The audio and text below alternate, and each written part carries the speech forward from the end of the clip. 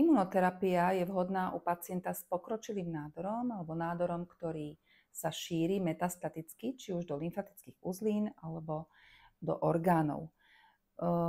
Je to liečba, ktorá je podávaná cestou klinického onkologa v infúznej forme. Výhodou imunoterapie je omnoho vyššia účinnosť, ako bolo pri iných systémových liečbách, ako bola napríklad konvenčná, štandardná chemoterapia. A ďalšie výhody sú, že ten náš pacient nemá také nežiaduce účinky ako pri klasickej chemoterapii, prípadne radioterapii, že mu vypadnú vlasy napríklad, alebo je mu zle.